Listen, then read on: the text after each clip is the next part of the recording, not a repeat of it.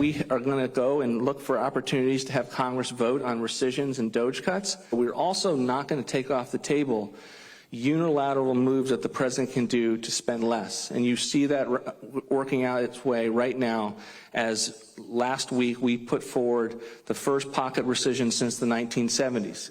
Interestingly, Jimmy Carter did it, Gerald Ford did it, the GAO. We're not big fans of GAO. They are a quasi-legislative independent entity, again, something that shouldn't exist.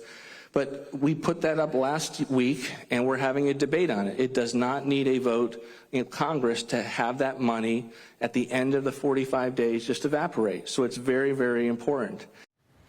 White House Budget Chief Russ Vought speaking in Washington yesterday, defending the use of rescissions while blasting the Government Accountability Office. House appropriators have backed cutting the GAO's budget by more than 50% in the next fiscal year funding bill. Senate Republicans, meanwhile, signaling their dismay over President Trump's move to advance a $5 billion pocket rescission to avoid a government shutdown this month. Only 12 legislative days remain for Congress to act. Joining us now is Oklahoma Senator James Lankford. He is a member of the Senate Finance Committee. Senator, so you're introducing the Prevent Government Shutdown Act of 2025 today. I want to hear about that. But first, I want to get your reaction to what you and your colleagues seem to be dealing with right now, and that is this pushback on the rescissions.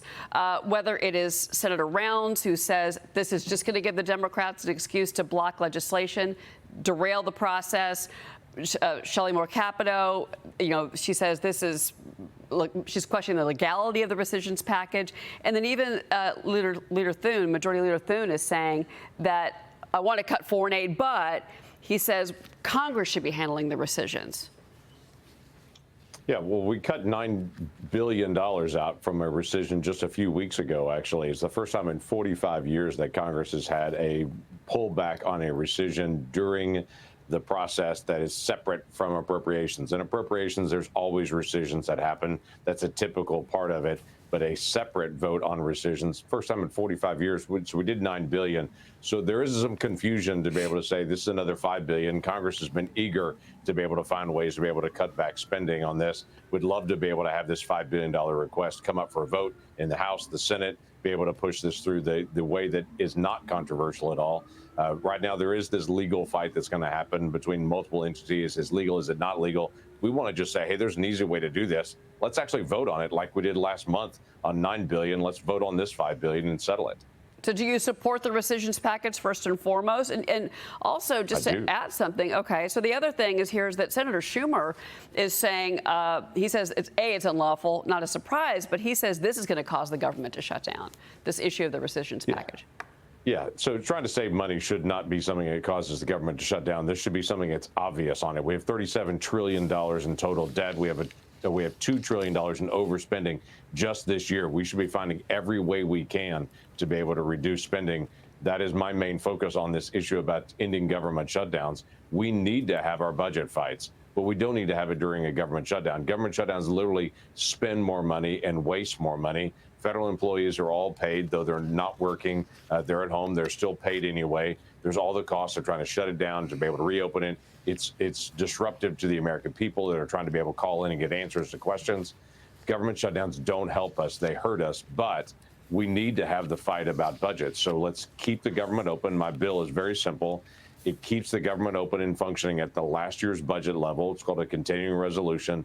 It maintains current level spending, but members of Congress are in session 7 days a week. We can't do bills other than appropriations. It basically locks us in our room to have the fight and keeps the rest of the family protected from the noise of it. So we've got to be able to have our arguments, get things resolved, but not hurt the American people. That's what I'm trying to accomplish. Do you have the support for this bill? Do you have the votes? We have overwhelming support among Republicans. We have several Democrats that have voiced support on it, but when it's come up in the last session, Democrats refused to support it. But every Republican in the Senate has been supportive of this.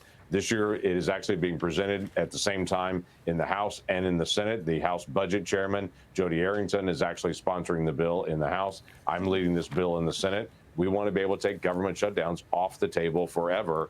but still maintain the fight that we've got to be able to have on the budget issue. All right, we're going to be watching that today, sir, and please come back and when you can give us an update on that. And also, you know, Senate Republicans are considering these rule changes that would speed up confirmations of President Trump's executive and judicial nominees. There are more than 300 that remain unconfirmed by the Senate. And the Democrats seem to be really dragging out the voting process. Not seem to be, they are, Senator.